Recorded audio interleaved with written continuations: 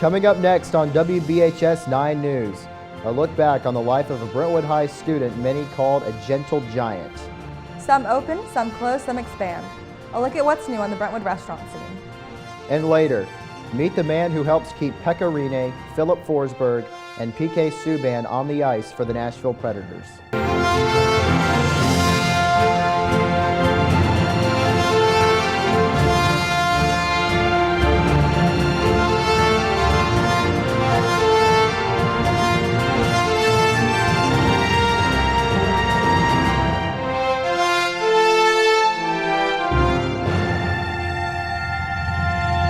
Hello, Brentwood High School. I'm Madison Hebert.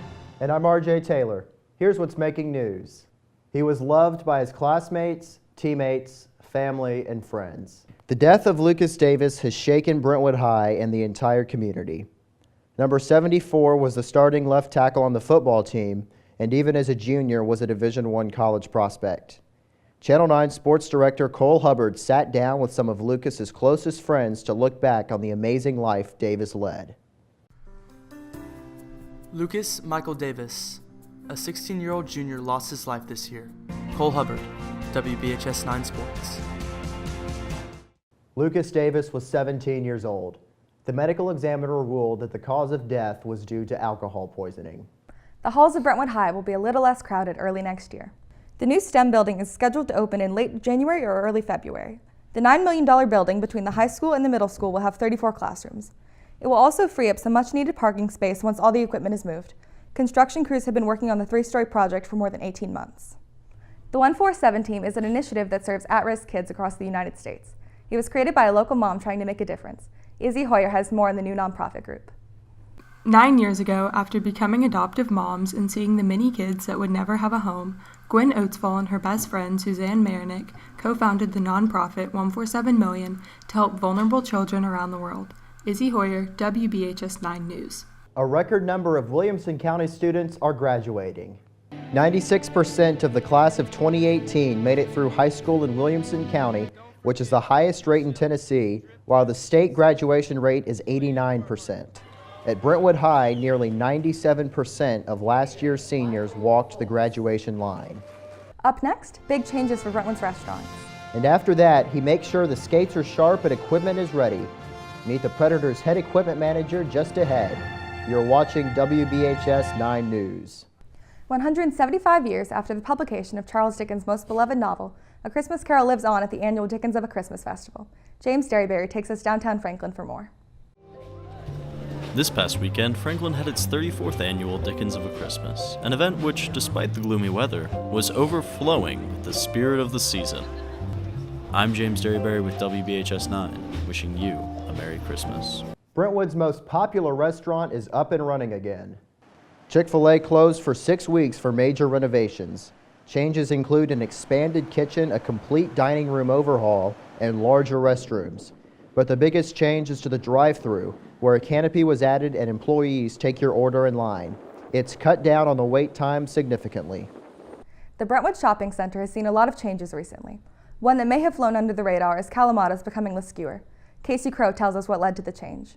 About 10 years ago, owner Gada Fawaz opened Kalamata's doors for the first time. Casey Crow, WBHS 9 News. Just across the street, another new restaurant opened in early November. In place of the Ruby Tuesdays in the Hill Center Brentwood, a new Jason's Deli was unveiled.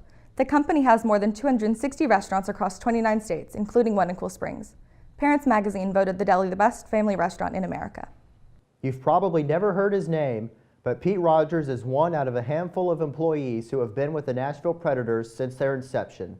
I had the pleasure of sitting down with the man who goes unnoticed by the fans, but not by the team. When you think of the Nashville Predators, you think of... The Trevor assistance, he hit the post, rebound, score! But what goes on behind the scenes in the equipment room, most fans don't know. I get the opportunity to watch the best athletes perform at the highest level every day, and that's pretty cool. Rogers is very well respected around the NHL, and he also served as head equipment manager for Team USA during the Sochi Olympics in 2014. After the break, news on the boys basketball team on their way to the state championship. And a Brentwood holiday tradition continues. You're watching WBHS 9 News. It's that time of year again as we've hit a busy period in the world of Brentwood Bruins sports. Sports Director Cole Hubbard recaps the action. Hoping to continue their success from last season, the Brentwood Bruins wrestling team has performed well in recent matches. Whitney Woodrick has the story. The Brentwood wrestling team has been working hard at their daily practices, and the hard work has been paying off in their matches. Whitney Woodrick, WBHS 9 News. The boys basketball team is doing just as well. As Nathan Nance reports, 4 senior starters have the Bruins off to a 10-2 start. The Brentwood High School boys basketball team is off and running this season. Nathan Nance, WBHS 9 News. The girls are also hitting their stride. The Lady Bruins are 10-2 under second-year head coach Miles Thrash. Sophomore Amelia Osgood has been a standout shooter for Brentwood. For the 6th straight year, the Brentwood volleyball team are state champions. After losing star hitter Logan Eggleston to the University of Texas, the Lady Bruins didn't miss a beat. Under head coach and 14-time state champion Barbara Campbell, they defeated Siegel in a 3-game sweep to officially make it 6 in a row. Madison, back to you. Thank you, Cole. Nashville's newest attraction is a huge hit. Just 2 months after it opened, the Tennessee State Museum has already doubled the number of guests who have walked through the door. Ashley Gracia has more. Construction began on the Tennessee State Museum in April of 2016. Ashley Gracia, WBHS 9 News. And finally, it's beginning to look a lot like Christmas all across Williamson County. The city of Brentwood held its 20th annual Christmas tree lighting. Mayor Jill Bergen flipped the switch on the lights and the Ravenwood Choir provided music. The evening was filled with special music, holiday treats, and warm cider. In addition to the lighting, there was a live reading of the Polar Express. Thank you for joining us. I'm Madison Hebert. And I'm RJ Taylor. We leave you with some of the sounds of the season, courtesy of the Brentwood High Chorus, which held its annual Christmas concert last week. Good night.